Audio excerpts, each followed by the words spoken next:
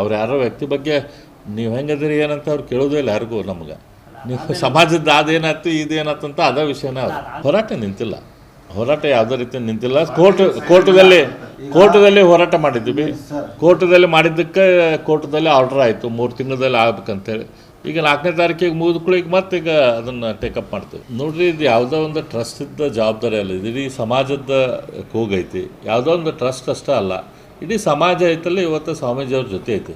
ಟ್ರಸ್ಟದ್ದು just ಅದು ಕೆಲಸ ಮಾಡೋಕ್ಕೆ ಒಂದು ಅನುಕೂಲ ಆಗುವಂಥ ಸಾಧನ ಅಷ್ಟೆ.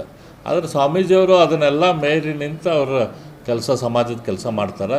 ಮತ್ತು ಅವ್ರು ಒಂದು ರೀತಿ ಪಾದರಸ ಇದ್ದಂಗೆ. ಅವ್ರು ಒಂದೇ ಕಡೆ ಹತ್ಕೊಂಡು ಕೂತ್ಕೊಂಡು ಕೆಲಸ ಮಾಡೋರಲ್ಲ. ಇವತ್ತು ಇಲ್ಲಿದ್ರಂದ್ರೆ ಸಂಜೆಗೆ ಗುಲ್ಬರ್ಗದಾಗಿರ್ತಾರೆ, ನಾಳೆ ಬೆಳಗ್ಗೆ ಬೆಂಗಳೂರಾಗಿರ್ತಾರೆ, ಇನ್ನೊಂದು ದಿನ ಶಿವಮೊಗ್ಗದಾಗ ಇರ್ತಾರೆ. ಆ ರೀತಿ ಸ್ವಾಮೀಜಿಯವರು ಭಾರಿ ಪಾದರಸ ಇದ್ದಂಗೆ. ಅವ್ರಿಗೆ ಯಾವುದೋ ಒಂದು ಟ್ರಸ್ಟ್ ಗಿಷ್ಟು ಕೆಲಸ ಇಲ್ಲ. ಅವರ ಒಂದು ದೊಡ್ಡ ಶಕ್ತಿ, ಅವರಿಂದನೇ ಇವತ್ತು ಹೋರಾಟ ನಡೀತಾ ಇರೋದು. ಅದೇ ರೀತಿ ನಮ್ಮ ಕೇಂದ್ರ ಸರ್ಕಾರದ ಒಂದು ಯೋಜನೆಯಲ್ಲಿ ಶ್ರೀ ಕುಮಾರಸ್ವಾಮಿ ಅವರು 4,500 ಈ ಬಸ್ಸಸ್ ಅಂದರೆ ಎಲೆಕ್ಟ್ರಿಕ್ ಬಸ್ಸಸ್ಗಳನ್ನು ಬೆಂಗಳೂರಿಗೆ ಕೊಡುವಂಥ ಸ್ವಾಗತಾರ್ಹ ನಿರ್ಧಾರವನ್ನು ತೆಗೆದುಕೊಂಡಿದ್ದಾರೆ. ಈ ನಿರ್ಧಾರವನ್ನು ನಾನು ಸ್ವಾಗತ ಮಾಡ್ತೀನಿ. ಯಾಕಂದರೆ ಪ್ರೈಮ್ ಮಿನಿಸ್ಟರ್ ಕನಸಿನ ಪ್ರಕಾರ ಪ್ರೈಮ್ ಮಿನಿಸ್ಟರ್ ಈ ಯೋಜನೆಯನ್ನ ಸಮರ್ಪಕವಾಗಿ ನಮ್ಮ ರಾಜ್ಯಕ್ಕೆ ಬೆಂಗಳೂರಿಗೆ ತಲುಪಿಸುವಂತ ಕೆಲಸ ಶ್ರೀ ಕುಮಾರಸ್ವಾಮಿ ಅವರು 4,500 ಹೊಸ ಬಸ್ಗಳನ್ನು ಕೊಡುವುದರ ಮೂಲಕ ಇವತ್ತು ನಾವು ಇಡೀ ರಾಜ್ಯಾದ್ಯಂತ ನಾವು ನೋಡಾತೇವೆ. ಬಸ್ಗಳಿಲ್ಲ ಅಂತೇಳಿ ಜನ ಒದ್ದಾಡ್ಬೇಕಾದ್ರೆ 4,500 ಬಸ್ಗಳನ್ನು ಕುಮಾರಸ್ವಾಮಿ ಅವರು ಬೆಂಗಳೂರಿಗೆ ಈ ಬಸ್ಗಳನ್ನು ಕೊಡುವಂತ ಕೆಲಸ ಮಾಡ್ತಿದ್ದಾರೆ. ಈ ಸಂದರ್ಭದಲ್ಲಿ ನಾನು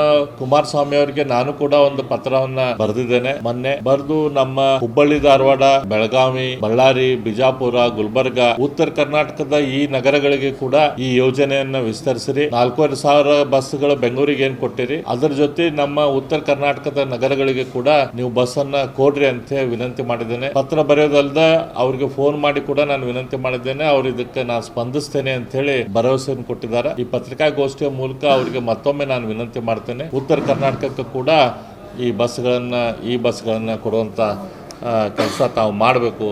ತಮ್ಮಿಂದ ಈ ಕೆಲಸ ಉತ್ತರ ಕರ್ನಾಟಕ ಜನರಿಗೆ ಸಿಗಲಿ ಅಂತೇಳಿ ನಾವು ವಿನಂತಿ ಮಾಡ್ತೀವಿ.